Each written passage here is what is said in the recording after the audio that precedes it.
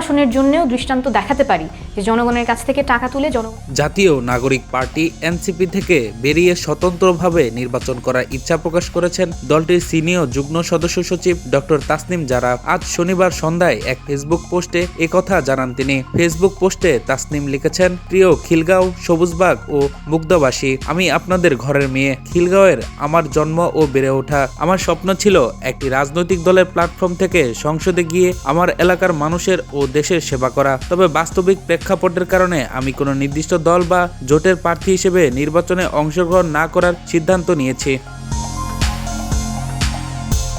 তাসনিম যারা আরও লিখেছেন, আমি আপনাদের এবং দেশের মানুষকে ওয়াদা করেছিলাম যে আপনাদের জন্য ও নতুন রাজনৈতিক সংস্কৃতি গড়ার জন্য আমি লড়ব। পরিস্থিতি যাই হোক না কেন, আমি আমার সেই ওয়াদা রক্ষা করতে দৃঢ় প্রতিজ্ঞ। তাই এই নির্বাচনে স্বতন্ত্র প্রার্থী হিসেবে ঢাকা 9 থেকে অংশগ্রহণ করব। যারা আরও লিখেন, একটা দলের প্রার্থী হলে সেই দলের স্থানীয় অফিস থাকে, সুসংগঠিত কর্মী বাহিনী থাকে, সরকার ও প্রশাসনের সাথে নিরাপত্তা বা অন্যান্য বিষয়ে আপত্তি ও শঙ্কা নিয়ে কথা বলার সুযোগ থাকে। তবে আমি যেহেতু কোনো দলের সাথে থাকছি না, তাই আমার সে সব কিছুই থাকবে না। আমার একমাত্র ভরসা আপনারা। আপনাদের মেয়ে হিসেবে আমার সততা, নিষ্ঠা এবং নতুন রাজনীতি করার অদম্য ইচ্ছাশক্তির প্রেক্ষিতে আপনারা যদি স্নেহ ও সমর্থন দেন, তবেই আমি আপনাদের সেবা করার সুযোগ পাব। দুইটি বিশেষ বিষয় উল্লেখ করে তাসনিম যারা লিখেছেন, এক, নির্বাচনে স্বতন্ত্র প্রার্থী হিসেবে দাঁড়াতে আইনি বাধ্যবাধকতা অনুযায়ী আমাদের ঢাকা 9 আসনের 4,693 জন ভোটারের সমর্থনযোগ্য স্বাক্ষর একটি নির্দিষ্ট ফর্মে প্রয়োজন। আগামীকাল এই স্বাক্ষর সংগ্রহের কাজ শুরু করব।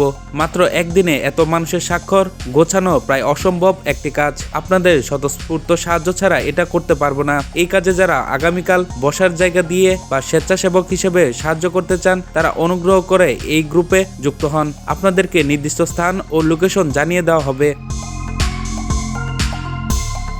কিছুদিন আগে নির্বাচনের তহবিল সংগ্রহের সময় আপনারা অনেকে ডোনেট করেছেন। আমার এই পরিবর্তিত সিদ্ধান্তের কারণে স্বতন্ত্র হিসেবে লড়াই করা যারা ডোনেট করা অর্থ ফেরত পেতে চান, তাদের প্রতি আমার শ্রদ্ধা। যারা বিকাশের মাধ্যমে টাকা পাঠিয়েছেন, তারা অর্থ ফেরত পেতে নিচে দেওয়া এই ফর্মটি পূরণ করুন। আপনাদের ট্রানজ্যাকশন আইডি ও ডিটেলস সহ ভেরিফাই করার পরে অর্থ ফেরত দেওয়া হবে। আর যারা ব্যাংকের মাধ্যমে পাঠিয়েছিলেন, তাদেরকে শিগগিরই জানাবো কি প্রক্রিয়ায় আপনাদের অর্থ ফেরত দেওয়া হবে।